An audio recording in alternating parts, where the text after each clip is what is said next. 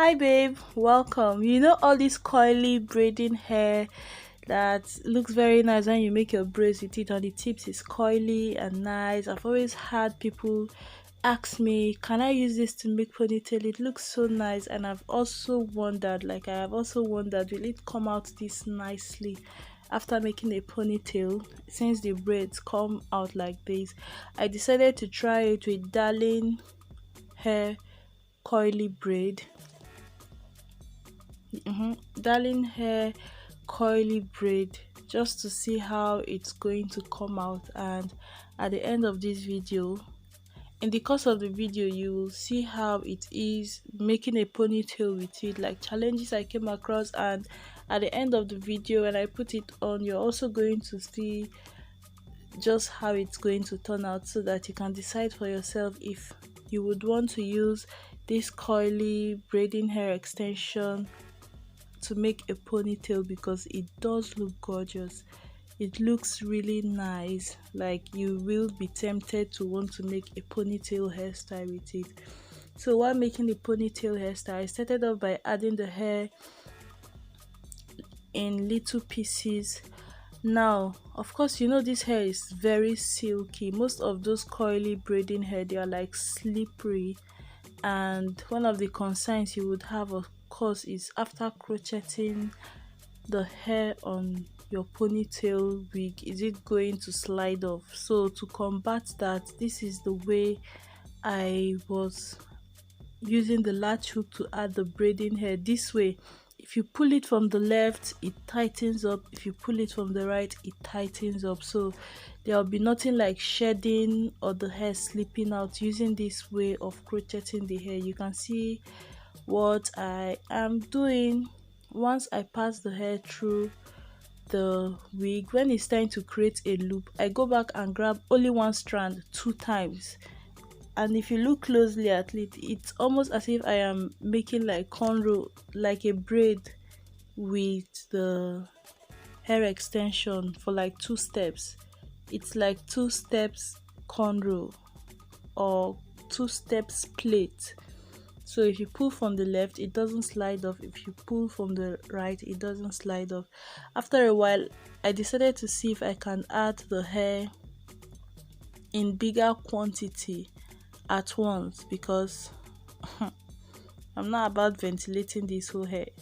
So at the other side, you will see I tried it using bigger quantity of hair, and as I go along, I am going to increase the size of the braiding hair I take at once to crochet into the wig cap.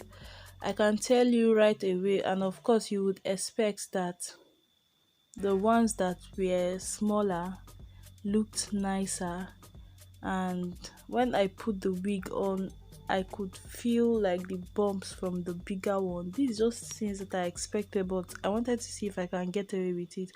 So I will definitely advise that you don't need to use as big as this one I was using, but you can go a little bit bigger than the smallest size I used. Okay, I think that makes sense. And it depends also if you don't mind those bumps, because I feel like you couldn't see them, you cannot see them, but you can feel them. So if you're a perfectionist, I don't think you'll be comfortable with it. So just try to make this when you have enough time on your hands, to lazy about just picking the braiding hair, not too much. But this was what I ended up doing.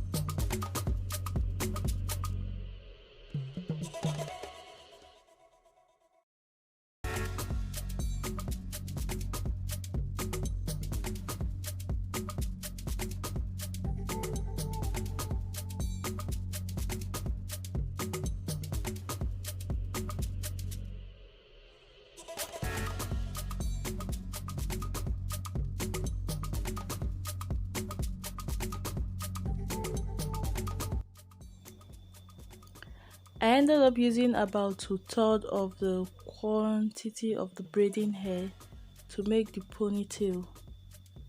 And okay, let's talk about the weight of this hair. This coily braiding hair has more weight than the regular expression type of braiding hair for sure.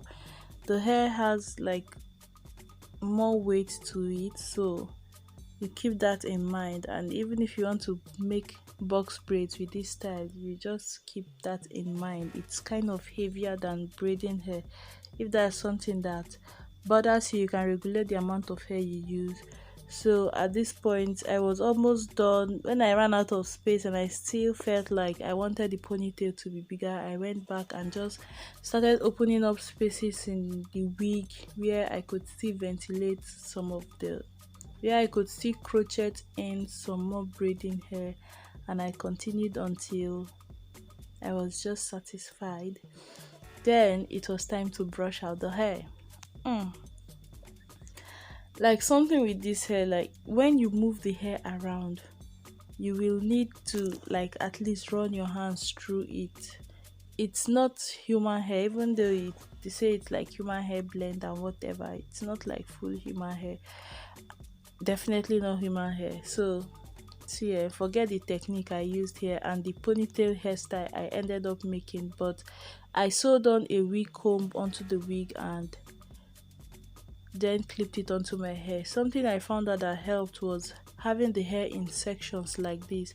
It helped reduce how much it tangled, because the hair actually does tangle, like it mixes up a lot. In short, that's tangling.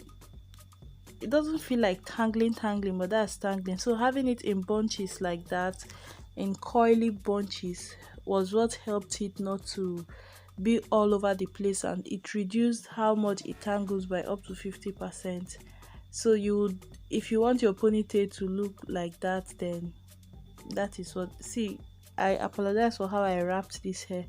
I just kept feeling like I needed to add more support at the base, and I didn't know when I took one whole big round coily piece to support the base. But this is what it looks like. You can rock it, of course, but it's not an everyday something you would use for a long time. It is heavy, it will tangle, but you can manage it. I hope this is enough to help you make up your mind. Bye.